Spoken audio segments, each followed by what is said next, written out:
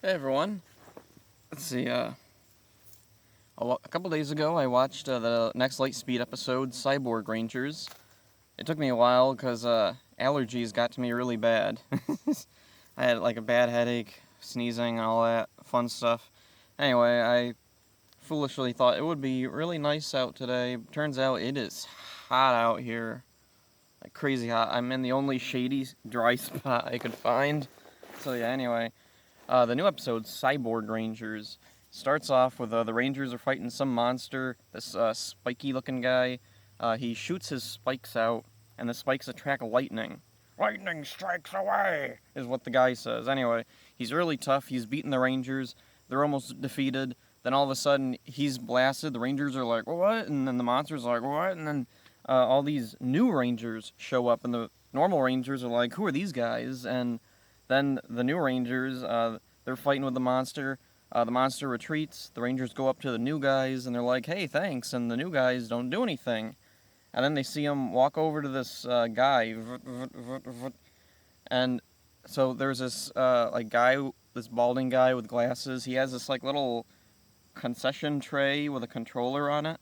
And he tells the Rangers, these are the Cyborg Rangers. And then let's see. I can't remember if after that they go to the demons or if they go to the aqua base. I can't remember. Anyway, because it's been a few days. Okay, so anyway, I'll talk about the demons because it's kind of pointless. Impus is crying. The others are annoyed by it. That's about the beginning and end of that scene. Then back to the aqua base. Let's see. Back at the aqua base, this guy shows up to talk to Mitchell, General Mcknight.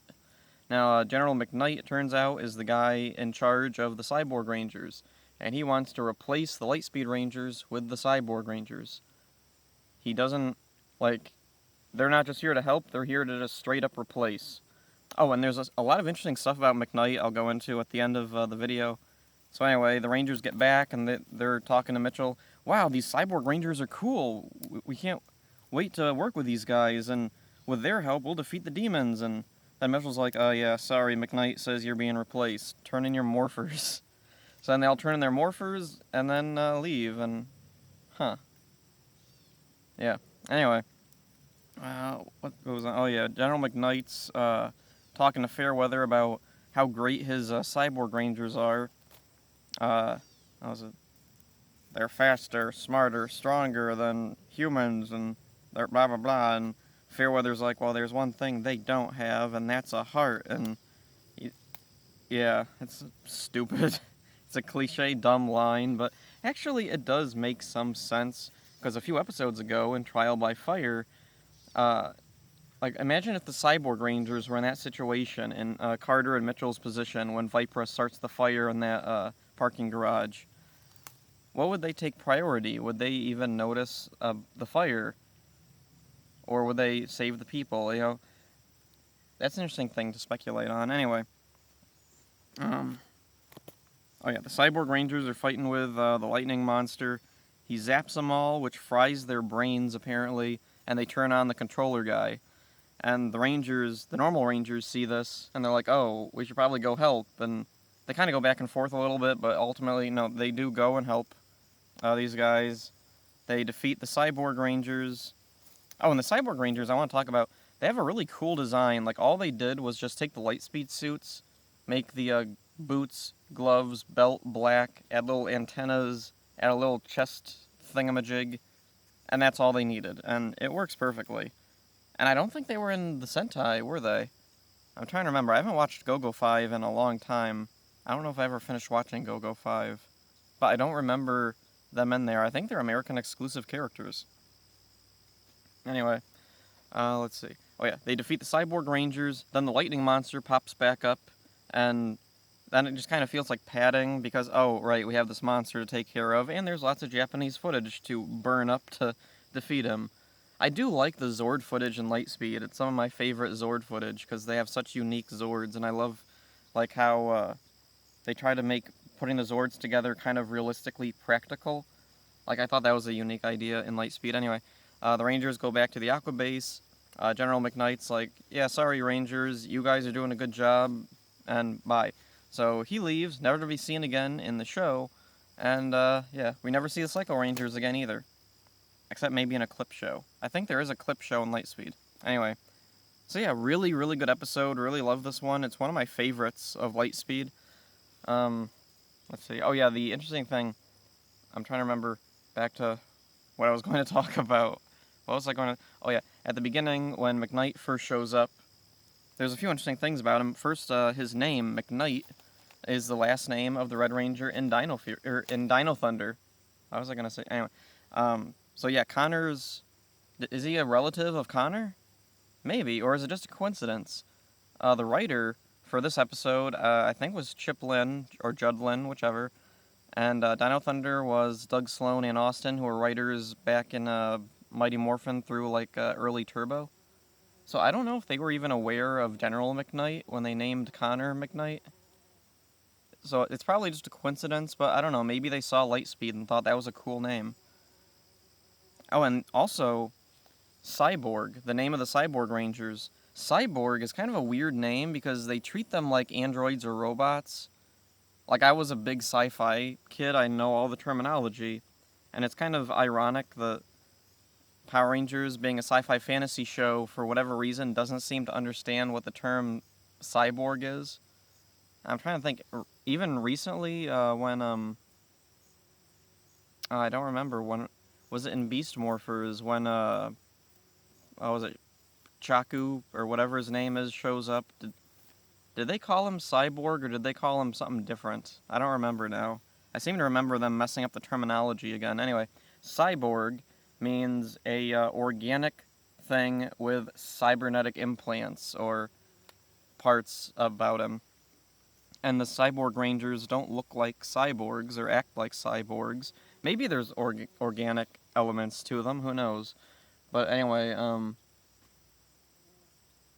oh, my brain just threw a complete blank. What was I talking about? There's a bunch of bees over there that's distracting me. All over the place. Anyway. Oh, cyborgs. In SPD, there was an episode with Sophie the Cyborg, and the whole episode was about prejudice against this cyborg. But the weird thing is that the way they describe her and the way she acts is nothing like a cyborg. It's more like an android.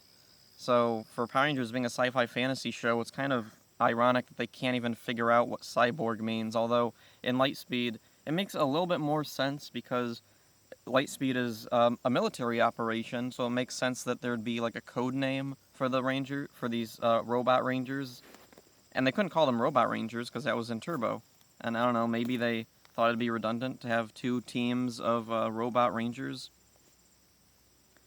Okay, anyway. Oh, the other thing, military. One of the things I thought was really cool about Lightspeed Rescue was that it felt like it was a military operation more than in the past. We've had like very sci-fi fantasy oriented like elements in every series. In Mighty Morphin we had Zordon, who's a magic wizard, Zeo that continues, Turbo. We have Demetria, who's this sorceress from another planet.